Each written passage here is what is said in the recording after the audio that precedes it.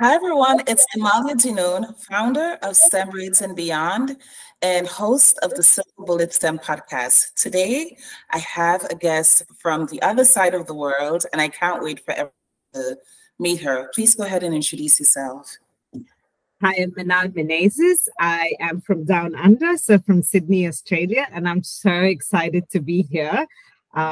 So just a little bit about how I got in touch with Amalia. Amalia's beautiful sister, Zori, actually told me that Amalia runs this amazing podcast, and what a great initiative, Amalia. Very blessed to have been invited as a guest, so thank you. Absolutely. So you said that you know my sister Zori, but nobody knows how you know her. So share how you know her and what you do for work. Zori and I were finalists at the Mrs. Australia International this year. So it's been an amazing journey for both of us. And I'd say I'm blessed to have her as a friend now. So we went through all of this journey together. So she was the first runner-up, and I won the title. And we've been friends ever since. And she's such a rock star. I'm a big fan. Yeah, so go ahead and tell us what you do, what your space So is. yes, I have a PhD in genetics, so a degree in rare diseases, and my work basically was finding the genes that cause these rare diseases. So very lab-based and a lot of sequencing, that kind of stuff. But ever since that, I've progressed to a more slightly different role in research. So I work for Cochlear, a company that does ear implants and more medical device industry. So basically, we take a device and we test that it's safe and bring it into the market so that we can give people the gift of hearing. So that's what I do now. That's so beautiful. So, what does a day in your job look like? I saw two things I want to examine. What does a day in your job look like when you were a geneticist in the lab? And what does your day look like now? Because I think you're like a clinical project manager. Yes, that's right. Okay. So yeah, in the lab, yeah, it was full on. So we'd start the day, plan the experiment, and you're in the lab like for 8 to 9 hours at the bench. So running PCRs, as we call them, and I used to grow cells. So what we used to do is take skin cells, grow them in the lab, and actually change them into muscle cells. And we do this because some of the rare diseases I was researching, they only manifest in the muscles, and and having biopsies for kids are very painful. So that was something very interesting I got to do. So that was how my role in the lab was. Didn't have much interaction with people, which I really missed. And that's how I went into the industry. So here my role is more, I work very closely with the US, start with 5:30 a.m. calls with the regions and the stakeholders, work very closely with surgeons. So it's all about telling them what our new products are, setting up the clinics to enroll human subjects, go through the whole process of running a clinical trial, a lot of communication, project management. I was saying this role is like running a high stakes symphony, right? And because we enroll human subjects, so there's always a lot of unpredictability, but because often they decide to play their own tune. But it's so much fun. There's never a dull moment. So then, would you say that for someone who may be an introvert, a job in the sciences in the lab may be a really good fit? Whereas if you're an extrovert, being a project manager and customer facing is a better place to be. Would you say that? Absolutely. I have seen that's such a good thing to note, because if you are an introvert, it's perfect for you, right? You sit, you do your own thing, and you're done for the day. Whereas in this kind of role, your soft skills are so important. So it's communication, collaboration, problem solving, those are the kind of soft skills you need. So definitely, yeah, two different kinds of behaviors for these roles. Okay, gotcha. So, what was your childhood dream? It was a geneticist the thing that you grew up wanting to do. Like, what was that for you? Actually, very different, right? I wanted to be a theater actress. I loved all the drama, or I wanted to be a journalist. But where I grew up in India, uh, and my dad came from a not so very well financial background, and he loved to study more, but he couldn't afford it. So he really wanted his kids to take a career in science. So in a certain sense, we didn't have an option. It was like, you have to do something in science. So there was like, no, theater, that's not happening. But I did love biology at that point. And I do feel I'm living my dream. So, you know, though I was with the test tubes and data, I did get to write and publish papers. So authored 15 journals. And I do get on stage and present at conferences. So I guess I'm getting a bit of what I wanted to do.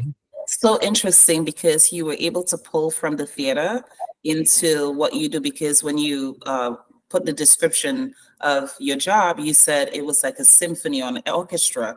So you were able to leverage some of the interest from the arts into the science. Yes. 100%. Yes. Yes. That's why I love the part where you can be creative in your writing, as well as stand on stage and convince people that your data is something they need to invest in. Absolutely. And now that you're in science, what do you wish you knew as a teenager who was aspiring to theater or the arts that you wish you knew back then? I know you said you feel like it's the right fit for you, but your dad didn't give you the option. Yes. What else could have been in place that would have made you choose into science sooner? I guess having someone with the real life experience come and talk to you, because it's so different. I see a lot of kids coming to me and saying, I want to be a scientist, right? And I'm like, do you know what that involves? Because it was quite a struggle for me when I came here.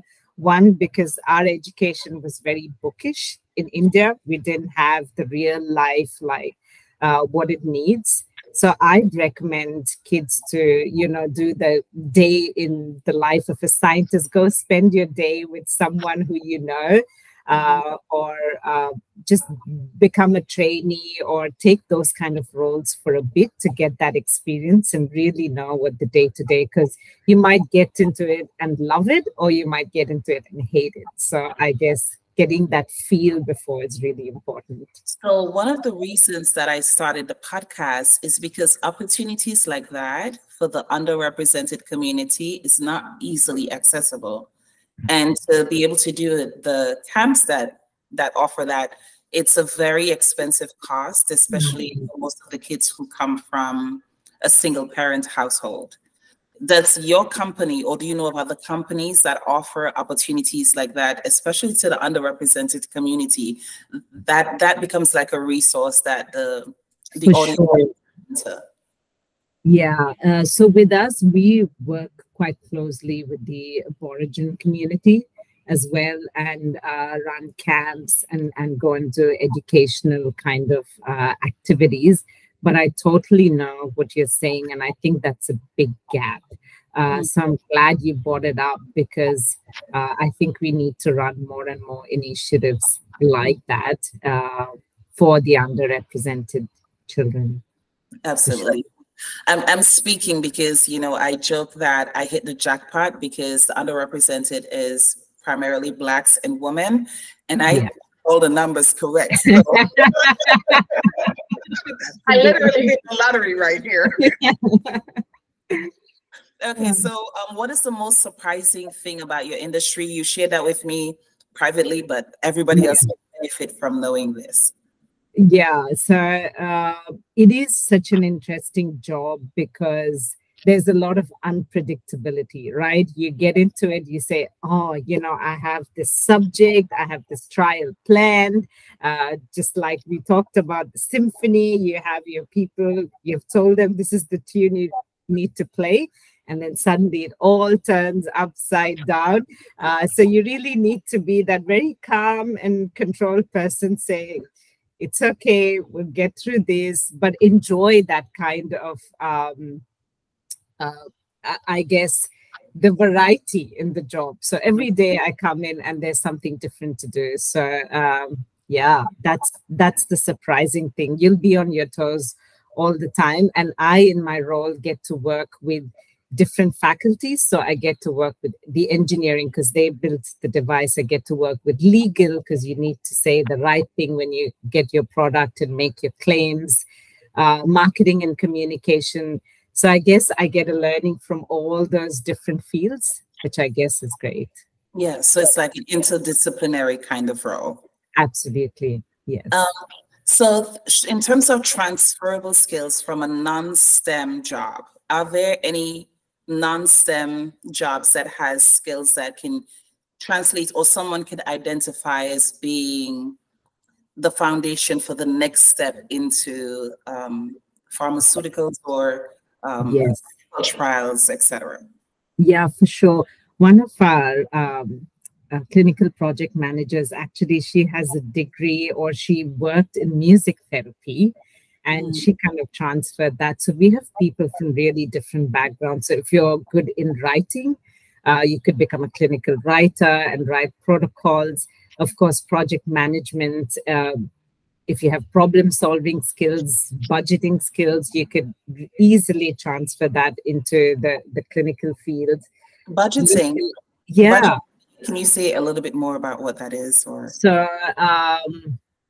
so most of these clinical trials that we run, especially if they are across regions and sites, you need to have the ability to forecast. And it is you negotiate with sites how much you're going to give them to run a trial. And working with the finance, having that kind of background is quite important. So that's a skill if you're a project manager or even a clinical research associate. It's a transferable skill. So I do in interviews ask, their negotiation and if they're good with numbers and Excel. Yeah, and another one is quality assurance and compliance. So if you have good attention to detail, that's something we really need to look at. Data integrity, legal and ethics. Again, ethics, good clinical practice is huge. So if you're interested in that side, so a lot of transferable skills to come into the industry. One of the things as you were talking, I thought about is, would fine motor dexterity play a role in being able to work in a lab? Or is it that now everything is so automated with machinery, fine motor is not as valuable of a skill? Yeah, I'd say we still do need that because I've seen that in the lab. We'd have some who are technically so good, but just not good with their hands, right? Like we have a lot of pipetting or pipetting, as we say, and they would just not meet the number. Whereas, yeah, I can. That's very interesting that you say that because we make these gels and you pour it out and you put it in and yeah, very important skill. Good pick, Amalia. Yeah. This is what I do. So is there a book or a movie that you think captures really well what your industry does? Or even if you don't have one, what is your favorite science-based movie? Yeah, this is, I think, a movie. I don't know if you remember, it's called Extraordinary Measures. It's by Harrison Ford and Brendan Fraser were in the movie. And this is more, I'm relating to my role in the research in rare diseases. So he is looking for a cure for his children with rare diseases. It is quite dramatized, but it does shed light on the challenges and the ethical considerations of clinical research. So maybe, yeah, good work. I actually saw that movie and did not remember the name for the life of me. But when I think about how I'm trying to change STEM, I keep thinking back to that movie because both of my children want to be in STEM. And my son said to me, I mean, it was heartbreaking, but this is some of the things that motivated. He said, I don't want to be in the classroom or at a job and I have to downplay what I'm capable of because I'm not allowed as an underrepresented man. And I was like, I will change everything in the world to make sure. You know how moms are, or Yeah, even I know. I will change everything in this world to make sure that you're okay. So That is so, I, yeah. I had tried Googling it, but I didn't remember enough about the movies to Yeah. remember what it was. So thank you for sharing. So this is my final question, and then you get to share how anybody can get in touch with you. What does STEM mean to you? So science, technology, engineering, and math. What does that mean to you? For me, it's I think of the words innovation. I think of the words connection. Um, yeah, it is something that is required in everything you do, right? As a child, that sense of curiosity, tearing toys apart, solving puzzles. That's all the beginning of STEM, I guess, and we all have it in us in one way or another. It's just how we put that energy into what we really want to do. So yeah, STEM is, and I'm glad that you're doing such a great job of yeah, shedding the light. You know, these kids, whoever, if they have access to your podcast, it's such a wealth of information. So Oh, thank you thank for what you're doing. Thank you so much. It's one of the most rewarding things I've done, and I didn't even think it would feel so organic to me. So thank you so much for saying that. And so, do you mind sharing your information of how anyone can get in touch with you? And 100%. Yeah. I have an Instagram account. It's called Minal MJN. So I'm very new to social media, right? So it's more run by my 16-year-old. When I post, I ask him what is in, what is not. Sometimes I get, oh, mom, that's so cringe. Don't oh post my that. God. But yes, do send me a DM at any time. And if it's anything related to science, how to get into the industry, become a trainee, my experience as a scientist, I'm very happy to help and give any tips, tricks, and support. Awesome. Thank you so much for your time. Okay, guys, that's it for this episode. See you in the next one. Bye. Bye.